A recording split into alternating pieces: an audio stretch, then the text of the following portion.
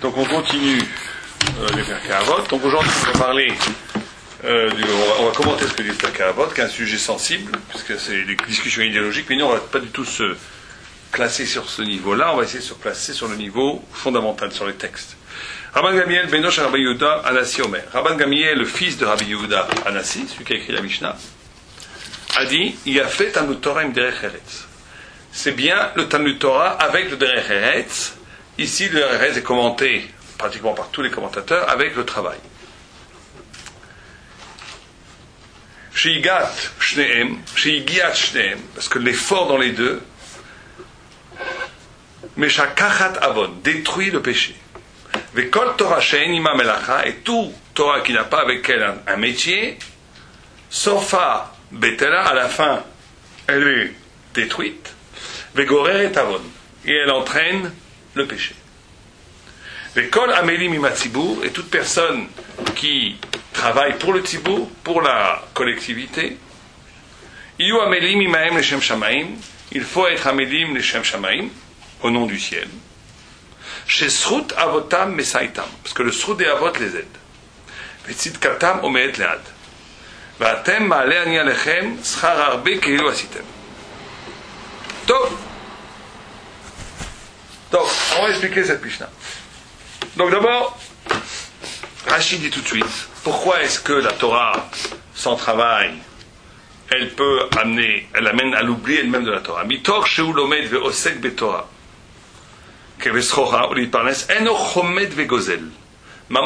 Rachid dit, parce que comme il a un métier à côté de l'étude de la Torah, il n'a pas le désir de voler, et donc il reste sadique. Par contre, que celui qui ne travaille pas, il va avoir après pas d'argent, et donc il va en arriver à voler. C'est ce que dit Rachid. Les fichiers Chabli Mezonot, Veolev et Toreach, ou Melastim et Abriot, Vemesharet Torah. Ok, c'est étrange quand Rachid dit une chose pareille, que dès que quelqu'un ne travaille pas, il va se mettre automatiquement devenir un voleur. Bien entendu, il dit autre chose. Il y a quelque chose d'autre chose. Je vous dis tout de suite, tous les commentateurs ici disent qu'ici on ne parle pas au niveau maassi. Il peut y avoir des gens qui peuvent tuer à Torah toute la journée, c'est-à-dire à chaque chose, il y a des gens qui peuvent être au Mefarnes. On va parler ici au niveau des principes absolus. Donc ici on dit que la notion de travail, pourquoi c'est si important? Alors on va voir. Qu'est-ce que ça veut dire? Qu'est-ce que ça nous apprend à nous? Le frère du Gras déjà nous dit, c'est ça le pshat, que la Mishnah ici ne parle que pour des gens qui ne sont pas toute la journée dans l'étude. Des gens qui sont toute la journée dans l'étude de la Torah. Alors eux, bien entendu, ils n'ont pas cette tentative du vol, ils n'ont pas cette chute qui peut arriver du fait que tu ne travailles pas, etc. Mais il dit que des gens qui travaillent, qui étudient la Torah modérément et qui se dispensent de travailler en vivant sur la communauté, parce qu'ils étudient 5-6 heures par jour, ça c'est peut-être répréhensible. C'est des questions, après chacun va selon sa chita, c'est pas notre sujet. Donc, nous ce qu'on va essayer d'expliquer, c'est les choses en essence. Les choses en essence, c'est ça. C'est d'abord pourquoi est-ce que, c'est les questions du Maral de Prague, pourquoi est-ce que la Gemara, elle dit, en Mishnah, elle dit, Yafé, Talmud Torah, im derech eretz. Pourquoi il n'y a pas écrit Tov? Pourquoi il y a la chante de Yafé, la chante de beauté, la chante d'esthétique? Il n'y a pas écrit Tov derech eretz im Talmud Torah, il y a écrit Yafé. Comme si ici il y avait une notion d'esthétique. Et ici, on tombe aussi, encore une fois, dans une des grandes discussions qu'il y a chez les sages d'Israël, chez nos sages, à savoir, est-ce que la Torah doit être esthétique? Est-ce que celui qui vit dans la Torah doit être beau? Il y a la notion de Darke Anoam, il y a la notion de Hidur Mitzvah, il y a la notion de Keli Benveu, il y a des notions comme ça de beauté dans la Torah. Et le Maharal de Prague dit, parce que la beauté, c'est ce qui est proprement humain et pas animal. L'animal n'a pas de notion de beauté. L'animal a la notion de nécessité corporelle. Il n'a pas de notion de beauté. La beauté, le yofi, c'est ce qui rajoute, c'est ce qui, paradoxalement, alors ça, la plupart du temps employé à des fins complètement matérialistes, complètement de désir, ou de ce que vous voulez, la beauté pour la Torah est au contraire le reflet de la divinité. Et ils disent que la notion d'esthétique, c'est justement une Torah qui est en harmonie avec le monde, ou bien une Torah qui est en coupure avec le monde. Il y a les deux façons de lire le pshat ici. Les commentateurs qui disent que, en vérité, c'est juste une question d'esthétique, et que tu n'es pas du tout obligé, en vérité, de travailler. Tu peux étudier la Torah toute la journée. Mais il dit que quelqu'un qui étudie la Torah et qui travaille, sa Torah va épouser le monde, et la notion de beauté dans la Torah, c'est une notion d'harmonie.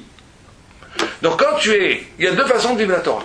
Il y aurait une façon de vivre la Torah qui serait en coupure avec le monde, et qui aurait donc un visage à premier degré qui ne serait pas beau, puisque la notion de beauté, c'est quand les choses sont adaptées au monde, s'insèrent au cœur même des formes esthétiques et harmonieuses du monde. Et donc ça, c'est une vue qui dit, il y a fait Torah in Derech, parce que quand tu fais une Torah et que ta Torah, elle t'est inscrite dans l'expérience du travail, tu intègres dans la vie réelle la Torah. Et donc tu donnes une beauté à la Torah puisqu'elle devient lisible pour l'humanité. Mais d'autres commentateurs disent au contraire, il faut que la Torah étant le message divin qui ne sera compris qu'à la fin des temps, le fait que la Torah soit entre guillemets moche du temps présent, c'est une nécessité. Il faut que le goy trouve que la Torah est incompréhensible. Il faut que le non-initié considère l'exercice de la Torah comme une aberration, comme quelque chose qui est absolument contre le sens des choses. Et que cette mocheté, entre guillemets, cette non-esthétique, si on comprend l'esthétique en termes harmoniques, parce que vous savez que l'esthétique en termes harmoniques, ça a été considéré pendant à peu près 25 siècles. Quelque chose de messianique qui s'est passé à la fin du XIXe siècle, c'est que l'esthétique n'est plus compris comme quelque chose d'harmonique qu'on a cassé avec l'art abstrait. Ça a commencé véritablement avec le cubisme, où on a commencé à montrer que la beauté n'était pas simplement harmonieuse, qu'il pouvait y avoir un rapport esthétique aux choses, au contraire, dans la falsification des formes, dans la rupture des formes.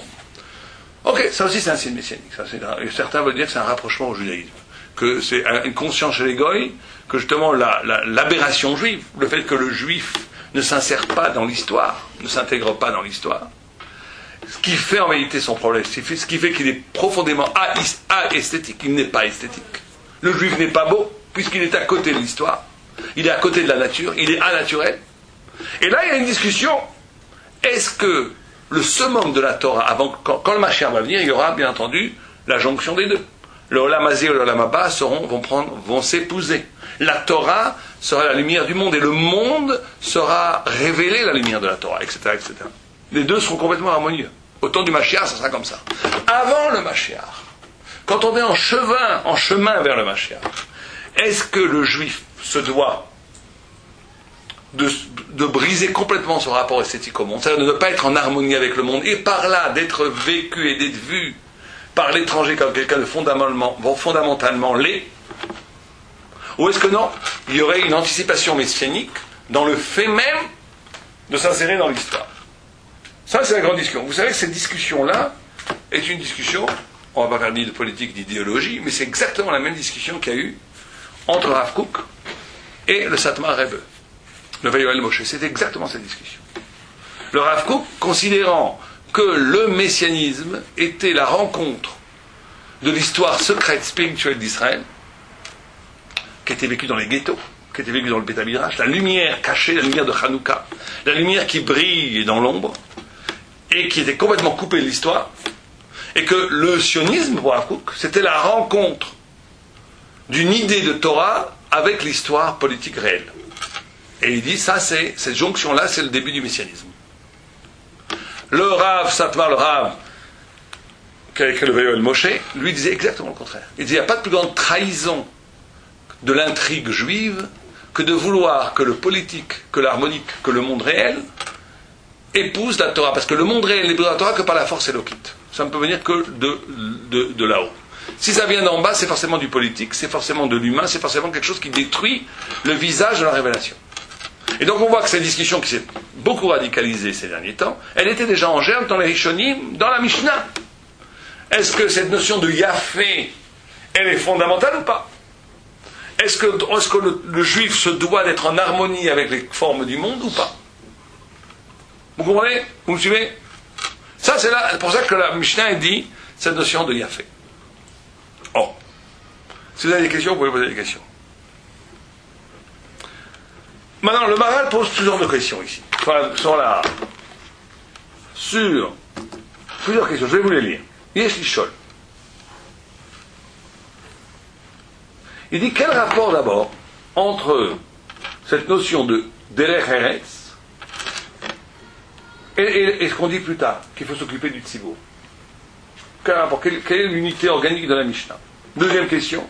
Pourquoi il y a cette notion de igata, igata beshnem? Igata, ça veut dire que tu te fatigues, que tu travailles, question d'effort. Pourquoi est-ce que, normalement, igata, c'est pas Torah, pas dans le Derech Eretz? Pourquoi est-ce que dans le travail aussi, il y a cette notion d'effort?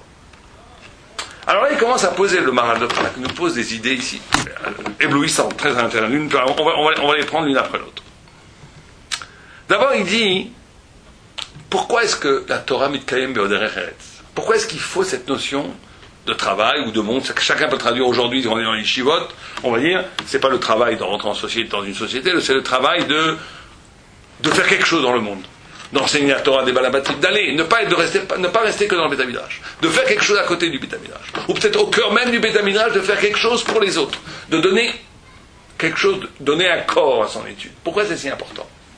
Alors le Maharal explique ça d'une façon extraordinaire. Il y a ici 3 concepts l'un après l'autre qu'il donne qui sont extraordinaires, fabuleux. Premier concept qu'il donne, c'est de dire, parce que toute l'évolution, tout le spirituel dans la Torah et dans la création du monde, elle apparaît à partir d'un phénomène naturel. Il dit que tu ne peux pas avoir que la spiritualité, la ruchniut, c'est la capacité de casser, de couper avec la nature, avec le naturel. Mais il dit que quelqu'un qui n'est pas à l'épreuve du naturel ne pourra jamais rencontrer le vrai spirituel. En d'autres termes, dit le Maharal, quelqu'un tu ne peux vaincre le réel qu'à travers le réel. Quelqu'un qui va rester toujours dans les concepts, on va dire qu'il va rester que dans l'étude et qui ne va pas. Et alors donc d'après le Maharal, bien entendu, le Maharal faisait ça, l'étude toute la journée, le Maharal ne travaillait pas. Donc ça veut dire que mettre à l'épreuve du réel son étude, ça passe par toutes sortes de choses. Ça va, derrière, c'est aussi quand tu rencontres quelqu'un d'autre, comment tu lui parles. Derrière, c'est quand tu vas acheter quelque chose à la Vacolette, comment tu te conduis. Derrière, c'est quand tu fais la queue à la poste, comment tu doubles pas quelqu'un. Derrière, c'est quand, etc., etc., etc. C'est comment tu souris à quelqu'un, comment tu donnes de l'argent à un pot. Tu lui donnes en faisant la tête ou tu lui donnes en souriant, etc., etc. C'est 1000 choses derrière. C'est ta rencontre, la notion de derrière, c'est ta rencontre avec le réel. Ta rencontre avec comment ta Torah se comporte quand elle est face au réel. Alors certains vont maximaliser en disant le réel c'est l'épreuve du travail. Certains vont analyser comme ça, c'est légitime. Il faut aller travailler, comme d'ailleurs le Karel possède le Rambam, qu'il faut travailler, que le travail, ça fait partie du Ben Torah. Ok, le Bet Yosef, le Mechabé, il dit pas du tout. Celui qui veut étudier toute la Torah, il ne doit pas aller travailler. Donc ça c'est des marques, je ne veux pas rentrer là-dedans, ça ne m'intéresse pas du tout. Jusqu'à aujourd'hui, les discussions, c'est pas intéressant. Puisque les deux sont valables à le Pialacha. Donc c'est Elou Divolo Kim Chaim, il y a deux positions. Chacun va se dans sa chita, c'est pas notre problème du tout. Notre problème, c'est de comprendre les idées. Et l'idée qui est dite ici, c'est que tu ne peux pas accéder à la spiritualité si tu n'es pas. Parce que la spiritualité sent une confrontation au réel, parce que la spiritualité est toujours une cassure par rapport au réel, ce que dit le Maharal. La spiritualité, c'est toujours quelque chose de naturel qui, à un moment donné, au cœur même de sa naturalité, il va y avoir quelque chose d'étrange qui va se passer, quelque chose d'autre va se passer. En d'autres termes, prenons les choses, des cas très concrets. Vous avez un rapport avec quelqu'un d'autre. Ce rapport avec quelqu'un d'autre, selon les conditions climatiques, il fait chaud, on a un conflit financier, on va s'engueuler. Tout est là pour s'engueuler. Le réel va me dire, ça va mal finir, cette histoire. Il est nerveux, moi aussi, on n'a pas mangé tous les deux, il fait chaud, il me doit de l'argent, je lui donne j'invente n'importe quoi, d'accord? Selon la nature du réel, ces deux personnes vont se crêper le chignon dans 10 minutes. La spiritualité ne peut naître que d'une retenue, d'une cassure de cette allée, de l'être qui va. L'être qui va comme il va. Deux behémoths qui se rencontreront, s'il fait chaud, s'il n'y a qu'un petit peu d'eau et que les deux veulent boire, c'est sûr qu'ils vont se battre. C'est comme ça. C'est la nature. C'est la chose des choses. Et spirituel, la spiritualité commence quand je dis non, moi je suis un homme, je ne suis pas une bête. Il n'est pas question qu'on se dise, je ne veux pas perdre ma dignité humaine de me disputer pour de l'argent. Comment est-ce que tu veux un verre d'eau? Tiens, comment ça va? Comment est la vie? Qu'est-ce que tu penses d'un lever du soleil? Tu casses les choses. Quel rapport? Tu essaies de rentrer en relation avec l'autre dans une relation qui dépasse complètement la conjoncture. Quand tu fais ça, tu deviens un être spirituel. Quand tu fais ça, tu coupes. Tu n'es plus l'objet de la vie, tu es le maître de la vie. Tu n'es plus un objet de la vie. Tu n'es plus une cadour, une boule qui est ballottée à droite et à gauche par les éléments qui t'entourent. Tu es connecté avec Dieu, donc c'est toi qui décides ce qui va se passer. Ce n'est pas les choses autour de toi qui vont décider. C'est la vraie liberté.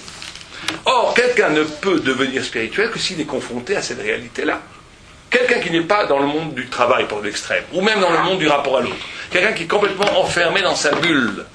et qui passe sa journée à étudier la Torah, il va peut-être devenir un Talmid Chacham, mais il n'aura jamais l'épreuve du réel, donc il ne pourra jamais grandir. En réalité, ça n'existe jamais, parce que tout le monde, quelqu'un est confronté à sa femme, à ses enfants, à son rabbi, à ses Ravruta. Donc le Derech Eretz, il est partout. Mais il faut que ce Derech Eretz soit un élément crucial de la rupture du réel pour vaincre. C'est au cœur même du réel que tu vas vaincre le réel, puisque c'est grâce à cette confrontation que tu vas pouvoir faire la rupture. Or, spiritualité est toujours rupture. Il n'y a pas de spiritualité sans rupture. Il n'y a pas de spiritualité sans rupture. Toute spiritualité qui est consensuelle, c'est de la religion. C'est plus de la spiritualité. C'est pas de la Ruchniut, c'est pas de la Kedusha, c'est de la religion. C'est plus de la Torah.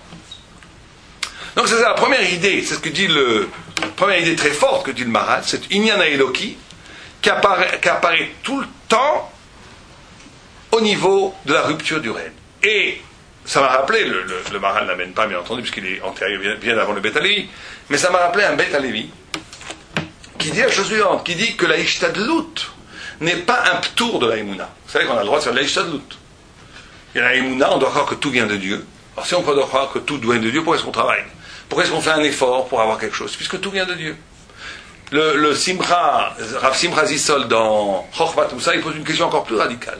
Il dit, pourquoi est-ce qu'on prie, Perklal? Puisque de toute façon, Dieu, il sait mieux que toi ce que tu as besoin pour toi. Et plus que ça, toute la pitié que tu as par rapport à toi-même, toute la pitié que tu as sur toi-même, parce que tu pries pour toi, ou même pour tes enfants, ce n'est qu'un épanchement de la pitié que Dieu a sur toi-même.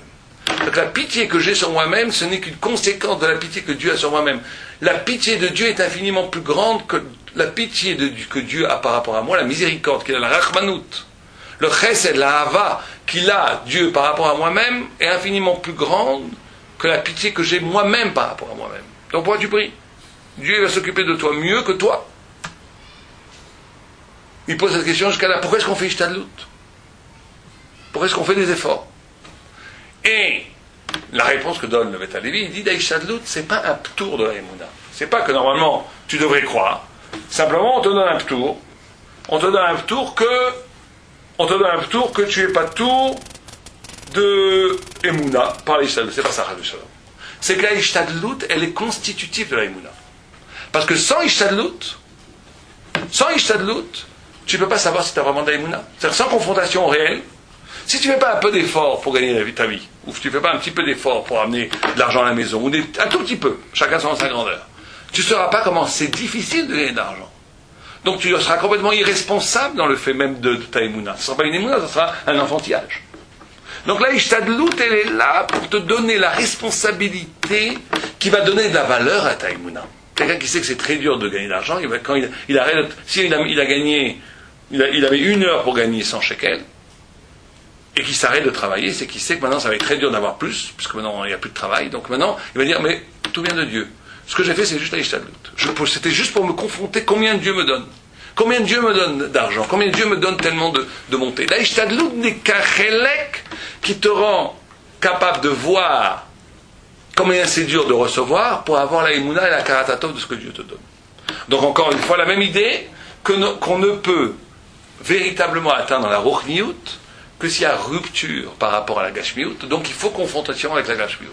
C'est ça l'idée première que le Maharal donne chez En Yafet Torah im Derech Eretz. Yafet Torah im Derech Eretz, c'est-à-dire que la Torah ne peut pas prendre toute son envergure, elle ne peut pas être spirituelle si elle n'est pas en confrontation avec le réel. Puisque c'est la rupture du réel qui va t'amener au spirituel. Ça, c'est la première idée. Deuxième idée que dit le Maharal, et ça, c'est une idée très forte. Il dit d'abord un très grand principe. Il dit la notion de mal vient toujours, la notion de mal, la notion de Yetzer Hara, elle vient toujours à partir d'une notion de vide. Quelqu'un ne fait une avéra, ne fait un péché que pour combler un vide. C'est quand quelqu'un est vide affectif, vide de ce que vous voulez, vide de travail, vide d'activité, vide, il est vide. Donc la avéra est toujours en réalité un palliatif à un manque. Dit le Maharal que c'est le chisaron dans sa. Il dit que le rat n'existe pas en soi. Le rat, c'est toujours un vide, et le vide attire le vide. L'absence attire l'absence. Et donc c'est parce qu'une personne est vide qu'elle commet une avéra. Et donc il dit quand quelqu'un est dans le travail, et quand il étudie la Torah et qu'il travaille, et on a dit que le travail, ça peut être selon Sanchita, ou bien véritablement travailler, ou bien être dans la yeshiva toute la journée, faire quelque chose pour Am, on va voir, pour Am Israël, pour le Kollel, pour le Midrash, pour Am Israël, faire quelque chose qui est tendu vers l'accomplissement physique de ta Torah. Quand quelqu'un fait cela, il est plein. Et comme il est plein, il n'y a pas de place de la Vera. C'est le pshat qu'il veut donner, que Torah et Derech, les deux, ça a fait que le péché n'existe pas. Ça empêche, ça annule le péché. Parce qu'il dit, si quelqu'un n'est pas dans cette activité, alors il explique comme ça, il explique une chose très intéressante. Il dit, et là c'est une idée très profonde, hein, c'est une idée très très profonde qu'il dit. Il dit que l'enfant, la Gemara elle dit que le Yetzer Hara n'apparaît que quand l'enfant naît. C'est une discussion à la Gemara entre Antoninus et Rabbi. Et Antoninus a eu raison, Rabbi, sur cette discussion-là. Rabbi disait que c'était dans le ventre de la mère, le Yetzer Hara existait déjà, et Antoninus a dit non. Et la Gemara accepte la réponse d'Antoninus. Que le Yetzer Hara, comme il est écrit dans le Passouk, il t'attend à la pétard, il t'attend à la sortie, et la pétard, c'est à la naissance. Et le Maharal donne une explication lumineuse. Pourquoi est-ce que le Yetzer Hara n'existe qu'à partir de la naissance? Il dit parce que, tant qu'il est dans le ventre de la mère, l'enfant épouse la courbe, il devient. Et quelqu'un qui devient et qui est tendu vers la perfection, vers son devenir, il ne faute pas. Il n'y a pas de place pour le mal. Quelqu'un qui est dans une dynamique de perfection n'a pas de place pour le mal. C'est pour ça que quelqu'un qui fait du travail à Midot, qui étudie la Torah constamment, qui est tout le temps en train de se parfaire, il ne peut pas tomber faire une avéra. Tu ne tombes à faire une avéra qu'à la naissance. À la naissance, l'enfant, il est fait. Donc à ce moment-là, il croit qu'il est complet. Or, comme le monde en naissance n'est pas parfait, dès que tu t'arrêtes et que tu crois que tu as fini, tu n'as plus de travail à faire, le vide inhérent à toute créature, puisqu'il n'y a que Dieu qui est parfait, le vide, qui veut dire l'imperfection, le manque, va automatiquement amener le Yetzer Hara et donc la faute. Donc la seule façon d'échapper au mal, c'est toujours d'être dans un processus de perfection, de perfectionnement. Il faut toujours faire un processus de perfectionnement. Et on va voir pourquoi ça passe par Derech Eretz et Torah. Ça, il va l'expliquer dans 2 minutes. Mais en tous les cas, ce qu'il dit ici, et l'idée suivante qu'il dit, très importante par rapport à cette idée-là, il dit parce que justement, c'est exactement l'essence profonde de la discussion entre les philosophes grecs et la Torah. Les philosophes grecs, vous savez, notamment Platon, pensaient à la notion de réminiscence. Que certains ont voulu voir aussi dans la Gemara, mais c'est une grave erreur, puisque les philosophes grecs pensent que tu ne peux connaître que quelque chose que tu connais déjà. Tu ne peux apprendre quelque chose que tu connais déjà. Quelque chose d'absolument nouveau, c'est impossible à l'esprit de l'appréhender. Comme ça a pensé Platon. Comme ça a pensé les philosophes grecs. Il y a une Gemara, dans Nida, qui a l'air de dire exactement la même chose. Puisqu'un enfant, dans le ventre de la mère, apprend toute la Torah. Et qu'il apprend toute la Torah. Et que quand il naît, un ange lui fait chut, et il reçoit un coup ici. Et il oublie la Torah. Et après, il doit réapprendre la Torah qu'il a oubliée. La Gemara dit, le Baral de Prague, un autre Baral dit, pourquoi est-ce que juste un coup dans la bouche? Pourquoi donner un coup sur la bouche? Pourquoi la bouche et pourquoi un coup? Pourquoi dans la bouche ça fait oublier toute la Torah? Et le Maharal là-bas dit la réponse extraordinaire, lumineuse, il dit parce que dès que tu rentres dans le système de la parole, tu oublies la Torah. Avant, quand il est dans le ventre de la mère, il connaît la Torah en soi, il connaît les idées en soi, Comme le texte dit, il a une bougie sur le front, il voit jusqu'au bout du monde. Il n'y a pas écrit dans le texte que la bougie elle éclaire le bout du monde. Il est écrit que la bougie éclaire le front et que par là il connaît le bout du monde. Ça c'est le Talmid Chacham. Un Talmid Chacham, Rav Chaim Kanievski, il n'a jamais bougé de son Beth Midrash, il connaît tout. Vous pouvez lui parler de n'importe quel problème, il saura exactement quel problème. Pourtant, il n'a pas ces problèmes, lui. Il n'a jamais eu ce Yetzer Hara, il connaît pas. Pas grave. Celui qui a la science de la Torah, il connaît tout. Parce que c'est une science infuse, c'est une science en soi. C'est la science en soi. C'est pas une science qui est due à l'expérience. Ça, chez les Goïm, ou chez les Chilonim, on apprend les choses avec l'expérience. Nous, on apprend les choses par Dvar Hashem, de la parole de Dieu. Dans la parole de Dieu, il y a tout. Or, quand un enfant naît, Sur la bouche, parce que la bouche, justement, c'est la marque. Tu rentres dans le signifié-signifiant, tu recommences à, il faut désigner les choses de l'extérieur. Tu n'apprends plus les choses de l'intérieur. Tu ne connais plus les choses en essence. Donc tu oublies la Torah. Certains ont voulu voir dans ce texte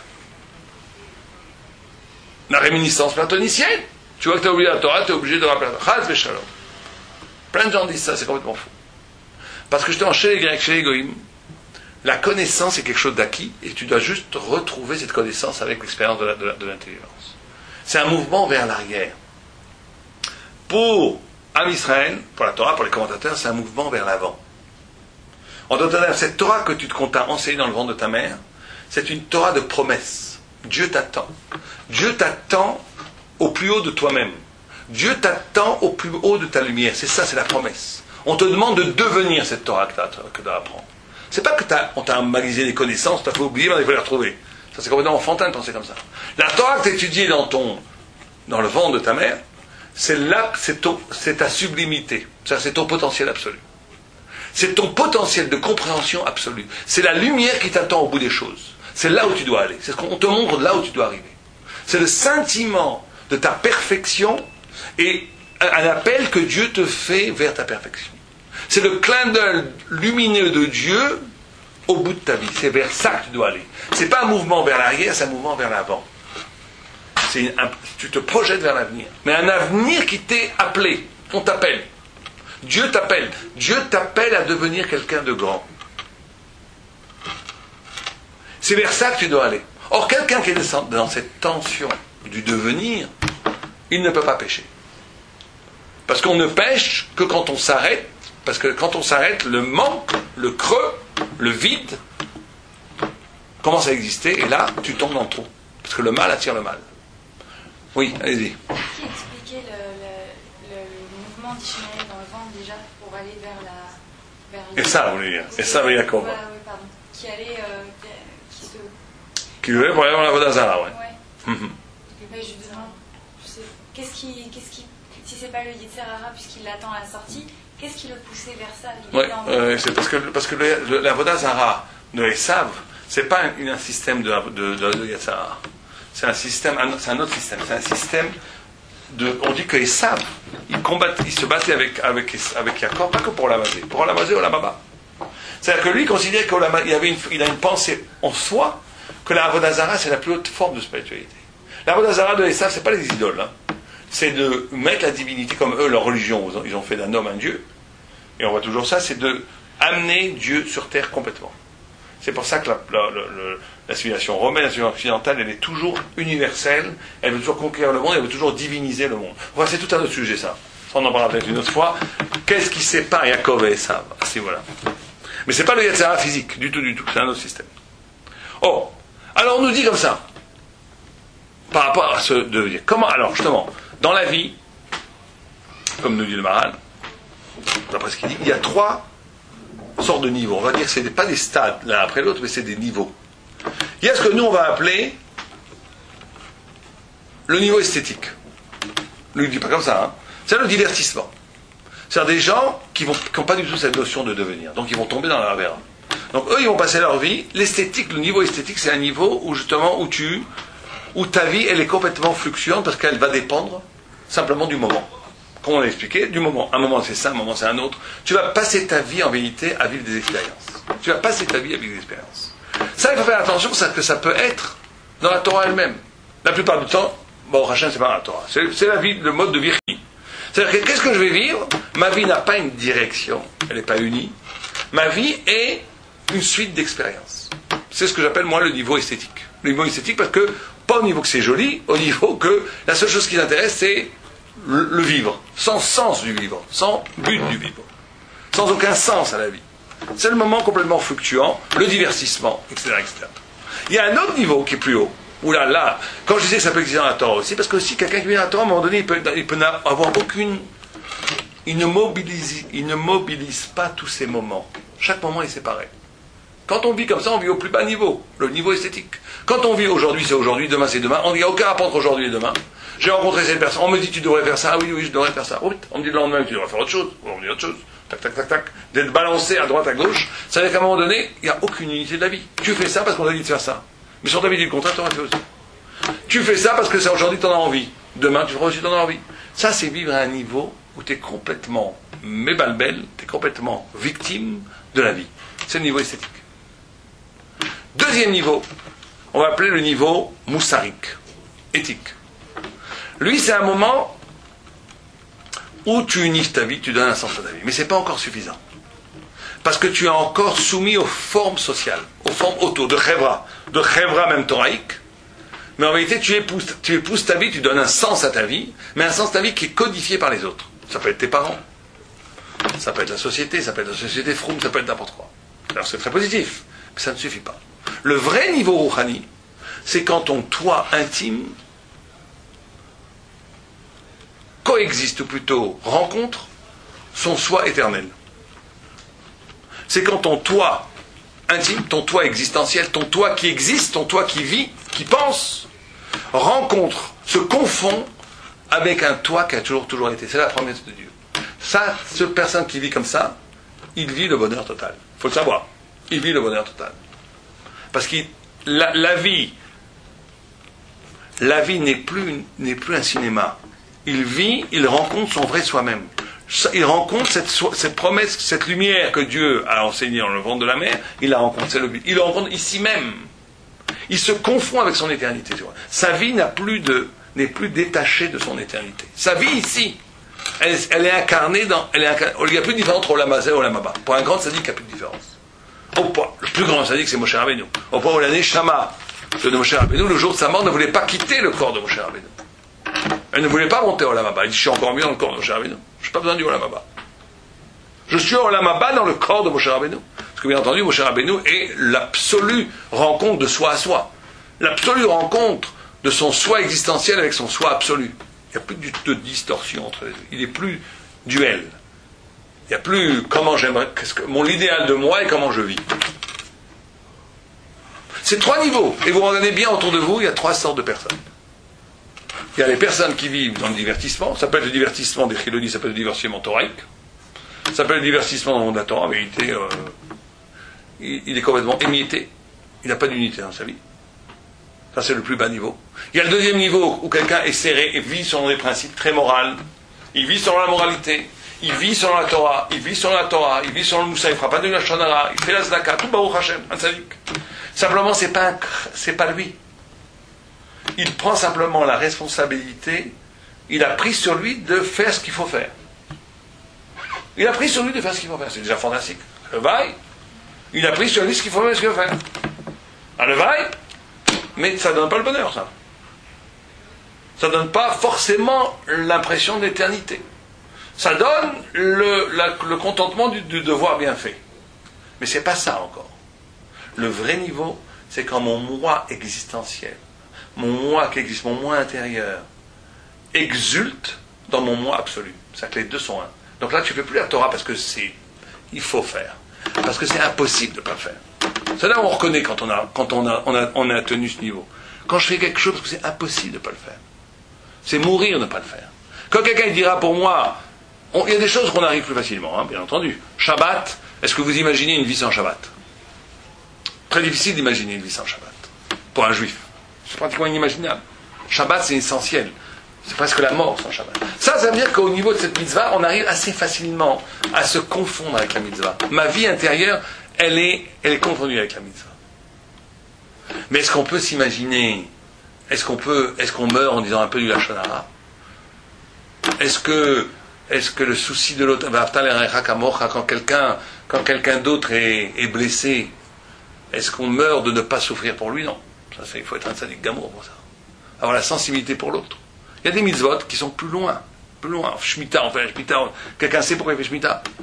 Il faut intégrer. Toute la mitzvot est intégrée. La Torah est l'essence humaine, c'est l'essence juive. La neshama juive, c'est de lettres de Torah.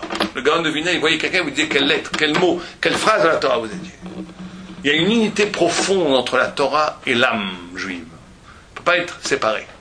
Et quand quelqu'un est lui-même, c'est ça la joie. La simra, c'est d'être soi-même. Il n'y a pas d'autre simra. Il faut aller chercher les simras partout, faire toutes sortes de choses. La joie, c'est d'être soi-même. Il n'y a pas d'autre définition de la joie.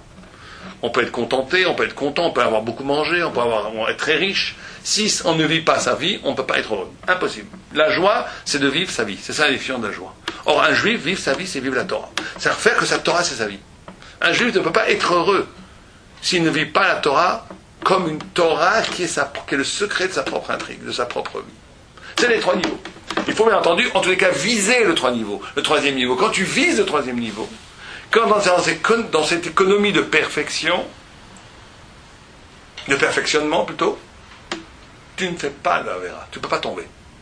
Et c'est pour ça que le Maharal dit il dit une chose très intéressante, il faut faire attention à l'interprétation, mais il dit que c'est pour ça qu'il faut Torah et Derech Eretz, parce qu'il dit le Derech Eretz, c'est le remède à Erva, à Eros, à toute la Yetzirah classique, et Torah, c'est le remède au Yetzirah de la Avodah Zarah. Il dit il y a deux forces très profondes de mal dans l'homme, c'est Erva et Avodah Zarah.